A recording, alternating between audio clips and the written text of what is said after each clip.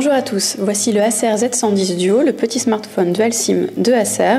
On va avoir ici un modèle très compact avec son format 3,5 pouces, un poids plutôt léger de 110 grammes. Ici une coque amovible avec un capteur de 3 mégapixels qu'on voit ici, sans flash.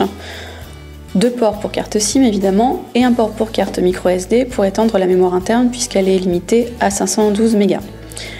On va avoir donc à l'intérieur la mention des 2 cartes SIM qui y sont insérées. Le choix à chaque appel de la carte SIM qu'on va privilégier. Donc ici on les a nommés par le nom de leur opérateur. On va exactement avoir le même système pour tout ce qui concerne les SMS. Donc ici, si je tente d'envoyer un SMS avec ce clavier qui fonctionne très bien en saisie prédictive d'ailleurs, il va me proposer également de choisir l'opérateur qui m'intéresse. Donc voilà pour le côté double SIM, plutôt pratique pour des utilisateurs de smartphones pas forcément assidus dans ce qui concerne le multimédia, mais qui veulent pouvoir utiliser 2 cartes SIM au quotidien. On va avoir ici le système d'exploitation Android Gingerbread, donc avec les caractéristiques habituelles du système d'exploitation, une surcouche très légère de la part de Acer. On va notamment avoir ces commandes rapides qui vont se trouver en haut de la barre de notification.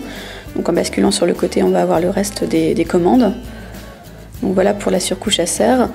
On va avoir donc également la mention du réseau pour les 2 cartes SIM dans la barre de notification et un nombre assez limité d'applications qui vont être proposées d'office. Donc voilà, ça va être assez limité.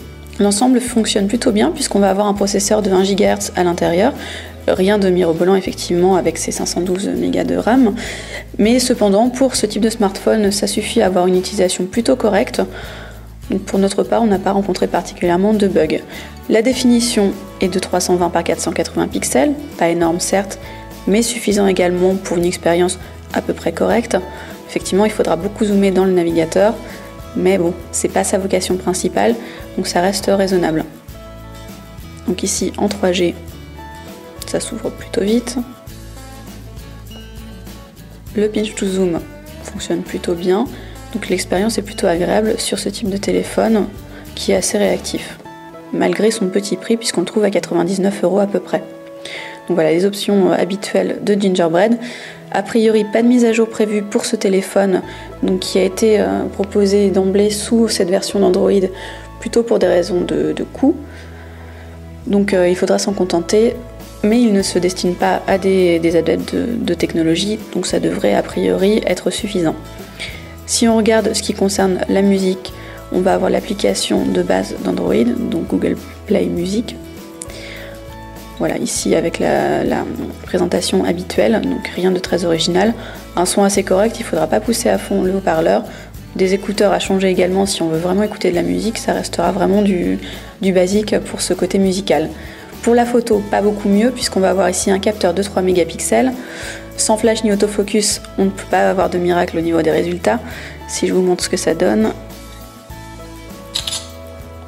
pas toujours facile d'avoir des résultats nets. Ici, on a régulièrement des résultats flous. Pardon, si je vous montre le résultat.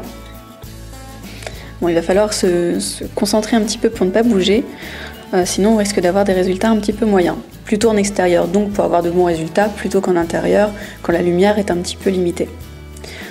Voilà pour l'essentiel de ce smartphone tout simple, mais qui offre des caractéristiques très correctes pour sa gamme de prix. On le trouve actuellement à 99 € environ, voire moins, sur internet chez les divers revendeurs, ce qui lui confère un assez bon rapport qualité-prix.